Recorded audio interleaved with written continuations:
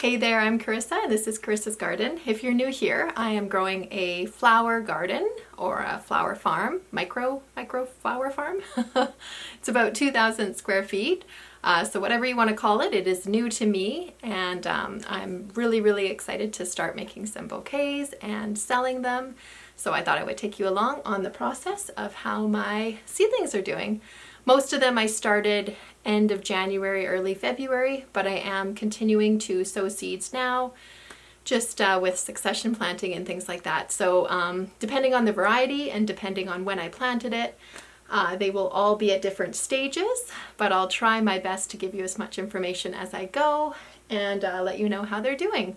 I will be sharing the success and the failures because there is one or two varieties that are not doing well in my home.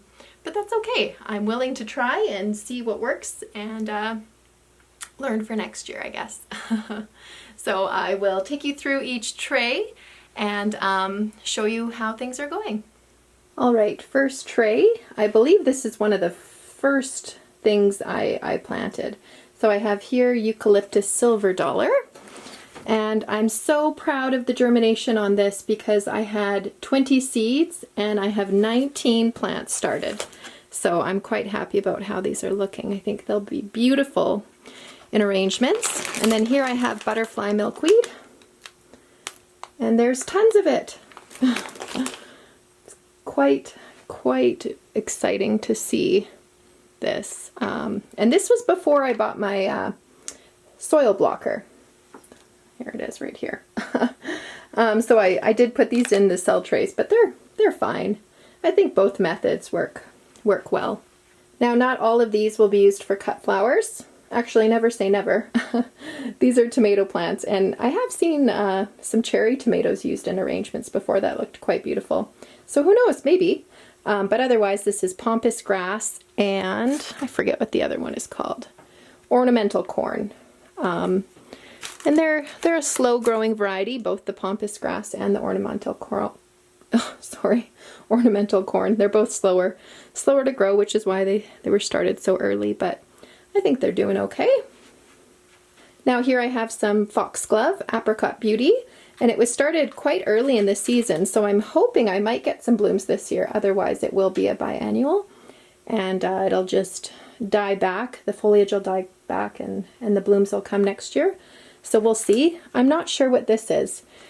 If you know, let me know, because I'm very curious. I haven't taken it out, obviously, because I'm just so curious of what it is. Oh, right, and this is apricot beauty, which is a beautiful pastel orangey coral type color. And then the rest of these are delphinium, these 3 6-packs right here. So I was pretty discouraged at first, but delphinium is a very slow growing seedling to germinate. So after I stressed out about it, of course they all popped up, and now I have quite a few, which are so pretty. Obviously you can see a few didn't come up, which is fine. But these are perennials, so they'll hopefully give me many years of beauty. Here we have lace flower here on this side, and I believe they're all sorts of colors. Let me see if I can find the tag. Oh, right, this was my overflow. So I had a bunch of seeds left over, so I just plunked them all in. So this will just be a mixed color, I think whites and pastels, lace flower, which is a nice filler. And then this is echinacea purple cone flower over here. And I did do the soil blocking method with these, if I can show you a little closer. But as I was watering them, the soil blockers just molded together, which is fine. I think I probably could have done things differently, but the plants look pretty healthy, so I think it'll be okay for this year. I'm sure as I continue using my soil blocker, I'll get better and better, because some have kept their form, just not this one. It might be the vessel I chose to put them in, I'm not sure. But anyway, the plants are happy. All right, here I have hollyhock, which my cell phone has hollyhock on them, which is so cute. So I'm excited to see what these look like in real life. I've never grown hollyhock before. I forget which color. Let me just quickly check. Something double. I forget. Stay tuned. So yeah, this is hollyhock here, and the same thing happened. As you can see, the soil blocks have sort of flattened and gone together, but that's all right, they're okay. And then this is Iceland poppy on this side. All right, here we have some snapdragons. I believe they're the sherbet mix, which is again pastels. I have a lot of pastels I'm growing. More lace flower. I'm not sure if this is a specific color. No, it's not lace flower, sorry. Rudbeckia Goldstream, which looks quite good. And then in the middle, you can see some empty cells. That was Pyrrhithium Robinson Giant, and that did not come up. So that was definitely a fail. Too bad. Anyway, I think I will be pinching these snapdragons soon because they have quite a few true leaves, and I will probably try and propagate the cuttings. While I'm here, I'm going to water this one. This one's a little bit dry.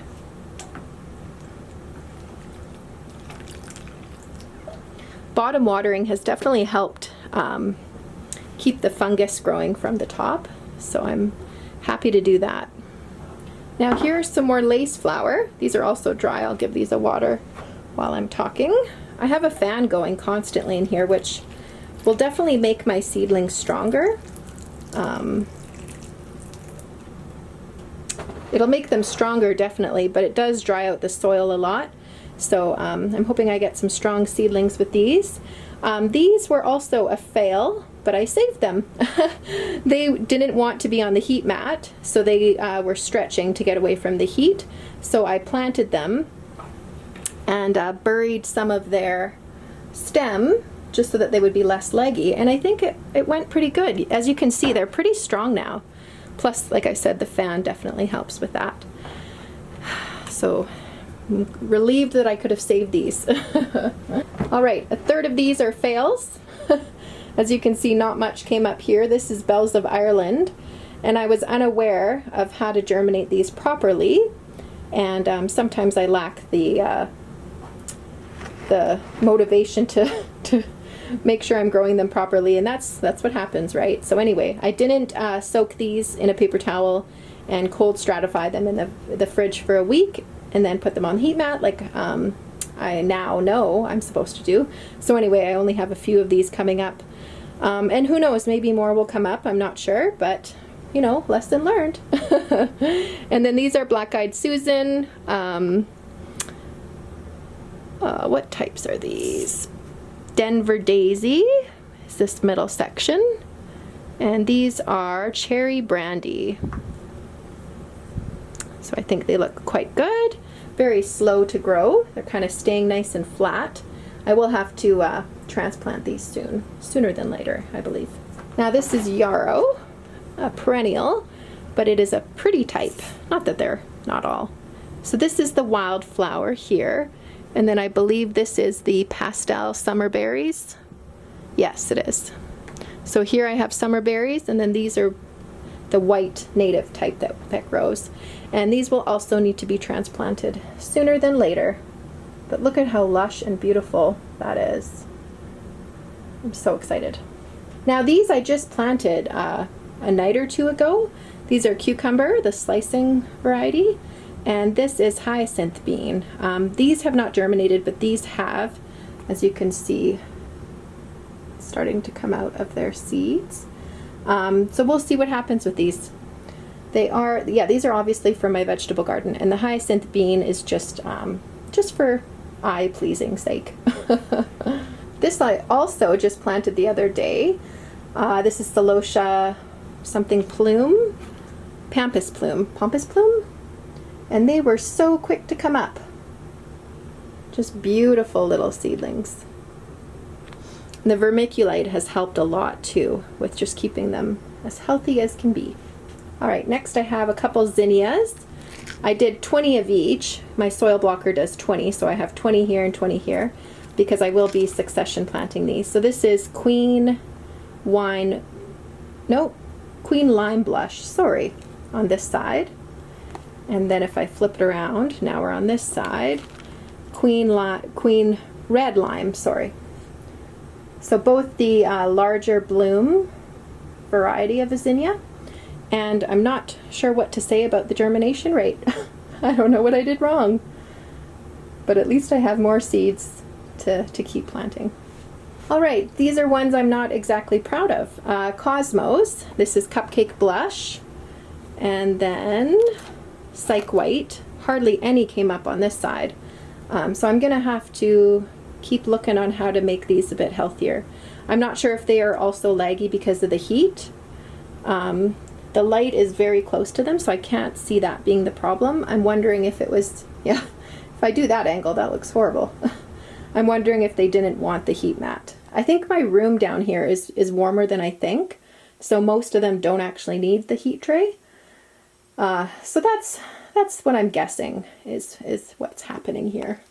And here we have showy milkweed, which is native in our area, and apparently monarchs use this as a host, not a host plant. What's the word? As a habitat? So anyway, I was happy to grow this, plus it'll look beautiful. Germination rate isn't great. You can see some of the seeds are still here that haven't sprouted, but it's a small space, so small sacrifice to grow these, I believe. But I would obviously like to get a better germination rate with most of these. Now we have a poppy, California, and this is pincushion campion Thai silk, I believe. Also not doing great. I'm being brutally honest here with myself and showing you everything. These are not doing great. Another California poppy, same story. This is apple chiffon Thai silk. Yeah, just not the most proud, definitely, of these ones. Here's a dwarf variety of a morning glory.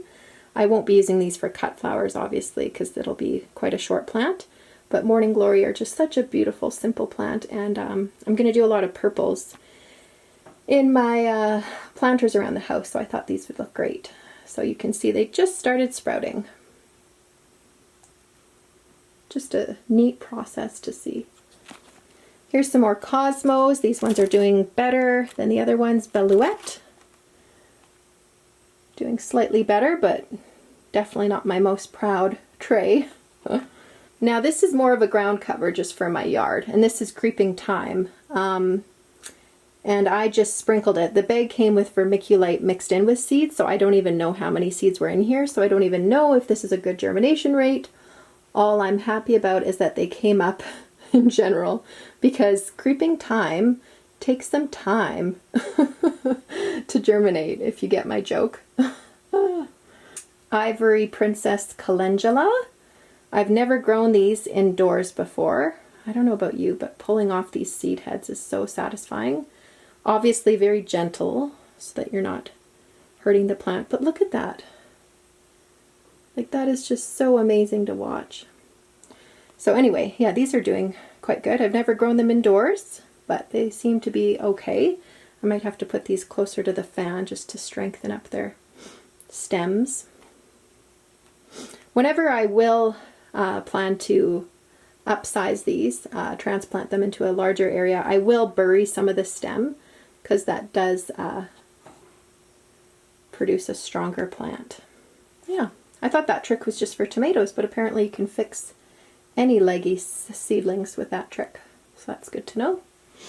Here I have climbing spinach. I had a video planting these up. I had to scarify the seeds. I had 8 in total, so only 3 came up so far, which will probably be tons anyway for my family. Yeah, I'm really excited to see what these look like when they're mature. Now these are strawflower, 2 different varieties. Apricot mix is here. This one's definitely winning for germination. And then we have candy pink on this side. But you know what? They're still coming up, if you can see in there. So it's best not to give up hope, because quite often some are just slower to come up. Yeah. These are marigold, starfire, and this is definitely a variety that would be used for cut flowers, not your typical 6-inch tall marigold type. These are different colors, so I would say harvest colors, a mix of them. Here is Nicotiana, which will be a beautiful foliage filler. I'm not sure what this little renegade is. If you know, let me know. But like I said, I'm so curious just to see what comes up because I don't have weed seeds in this room, obviously. I'm just going to give it a water now that I realize how light it is. It needs a little bit of a drink. Anyway, so if it's not going to be destructive to the plant, sometimes I'll leave it. Yeah, so that's Nicotiana. Okay, this one Mama is proud of. It is so satisfying just to see every single seed I sowed came up in a row. That is beautiful. So these are strawflowers, vintage white on this side. Flip it around. Silvery rose on this side. Oh, I love it. Those are my poster child seedlings for sure. China aster, chamois, I believe. Not a successful seeding for sure. I see two germinated. Very disappointing. I'll have to do some research as to why these didn't come up because I do have more of this seed, so I'll have to replant and hopefully get better success. If you have any tips, please help a fellow gardener out. All right, zinnias. This one is obviously not going to make it right here. This is Binary Giant Lilac on this side. And Lilliput Salmon on this side. And they are just, they're just okay. They're not super happy. But some are there. I'm sure some will survive. I have 2 trays of lupin here, both perennial variety. These are festival mix on this side and Russell on this side. They are definitely slow, like as every day I check on them obviously to water them, and some will come up, so I'm not going to give up hope on all of them. But apparently lupins are a little bit more difficult to start. But if you can see here, they are going to keep going. So even though some are quite more further along than others, there's still some popping up that are going to take their time. So not a complete failure. They're all snapdragons. What type are you? I cannot even read my writing, so I'll have to look at the seed packet for those. I believe these are Magic Carpet snapdragons. So a mix of colors, and they came up so well. I'm definitely going to have to thin them soon, but it's so easy to just kind of broadcast sow and then thin as you need to or transplant as you need to. But look at that, that's just so nice to see. All right, these are anise hyssop, which are a foliage filler. And they're doing all right. You can see they're starting to get some of their true leaves, the beautiful shape of a leaf there. And then here we have stock. Here's stock. That looks quite good. Quite happy with those. And here is zinnia, giant cactus. Pretty good. I'm making my way. This is the second to last shelf left, so if you've made it this far, good job. I have 2 different types of salvia. Oh, what type are you? St. John, which is a red variety, is the majority of these. And then Big Blue I have here. And I did start another blue variety of a perennial salvia that I found some seed packets of, which will be more of a landscape plant. But these will be mostly cut flowers. They're just the cutest little seedling. Look at them. Here we have aster. Oh, I made the mistake of writing with a light colored Sharpie and I switched halfway through. Sorry, some type of aster in here. Doing all right. I would say that's about half germination rate, not the greatest. Here we have some more asters. Whew. Yellow, something yellow, maybe Valorkey yellow. I'll have to look at the seed packet. These are pincushion salmon. They look quite healthy. Good germination rate on those, I would say. Okay, here's another questionable one. Like, where did you come from? These ones need some water too. And this is cloud grass, which I think will be a beautiful filler for arrangements. Here we have amaranth. I think these were too far from the light in my original spot. These are Love Lies Bleeding. So they're definitely leggy, as you can see here. So I'm going to have to transplant these and dig them, or sorry, bury their stems a bit more. But there's quite a few of them, and I'm happy about that because amaranth is quite a prolific plant. Okay, what do we have here? Dahlia. Sunny Reggae. Oh, these are another proud moment for me. So I think I did less than 50. I think I could only fit about 45 seeds in here, but look at how full that is. And these will produce blooms and tubers in their first year, which is so awesome. So dahlias grown by seed are definitely a little bit more of a simpler bloom, maybe a single or a semi-double bloom. And these are all different pastel, orange, blush, and yellows, I think. But so excited about these. I can't believe how easy they were to grow. So if you haven't tried dahlia seeds or growing dahlias from seeds, I would definitely recommend it. Here we have some scallions for the veg garden and chives for my eating purposes. And what do we have here? Bee balm. It's so interesting that some of these stay quite close to the surface of the soil, whereas others are just happy to start growing tall. But these ones seem to be wanting to bulk up first. Such a neat plant.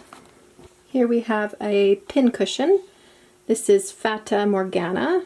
Just noticed that this one is not doing so good. I have to, right here, just gonna have to bury that. So yeah, pincushion, Fata Morgana. Starting to get some of their true leaves, looking great. And this is Nigella, Love in a Mist. Again, starting to get some of their true leaves, looking good. Now this is chamomile, German chamomile, I believe. I do not like chamomile at all. I think it smells good, but I do not like the tea. So my neighbor mentioned that she wanted to start growing it, so I decided I would do it for her. So there we go. They look quite good. So many. The seeds were so small, I just decided to broadcast sow it and just take care of them as needed. But they look quite good. And then we have lemon balm on this side, lemon balm, and mint on this side, which I grow for tea for the veggie garden, but also I think it'll make a great foliage filler as well. All right, here are my zinnias. Bengia Bright Pink. I don't feel like that's the right name for that. Bengia, that doesn't sound right. And then here we have more zinnias, Deep Red Bengia. Why does that sound wrong? I'm gonna have to check if that's the right name. Bengia. Benari? I feel like it's Benari Giant. Yes. If you look closely, you can see I wrote Ben.Gia, so it's Benari Giant Deep Red. I'm so sorry. Okay, Benari Deep Red and Benari Giant Bright Pink on that side. So if I couldn't be more clear, they are all Benari Giant. Red and pink. Goodness gracious. All right, I believe this is the last one. So these are my Bells of Ireland, and these are the type that I soaked with my paper towel in the fridge, so they had that cold stratification process, and then put them on the heat mat. And I would say it's a better germination rate than my previous way of doing it, and definitely faster, but there are a lot that haven't come up. So Bells of Ireland, you are tricky to grow. All right, I have a few veggies up here. My cabbage just sprouted up here, but nothing else. And then I have a few more on my heat mat here, but nothing has germinated, so it's not exactly fun to show yet. And then the same goes for here. None of these have germinated yet, but I'm sure they will. And here are some of my dahlias. All right, that is my update so far. It is end of March and that is how things are growing, whether I like it or not. As I promised, there were successes and failures and a lot of learning, which honestly is hard but so beneficial. As I grow as a gardener, I think it's welcomed, you know, to see what works and what doesn't work. And I can always buy more seeds. Thankfully, they're very inexpensive. But the timing thing, as I do get, you know, a larger clientele base, I will need to be more consistent with what I grow. So my first year, I don't have a lot of clients or customers, so it's okay that I'm making these mistakes. But as I grow my business, it would be wonderful to have more seedlings come up. But you know what? I'm going to be thankful for what is growing, right? Because gratitude goes a long way. So anyway, thank you. Speaking of gratitude, thank you for coming along. I really appreciate you watching along, and I will keep you updated as they grow and die and as I learn. So anyway, have a great day. Thanks for coming.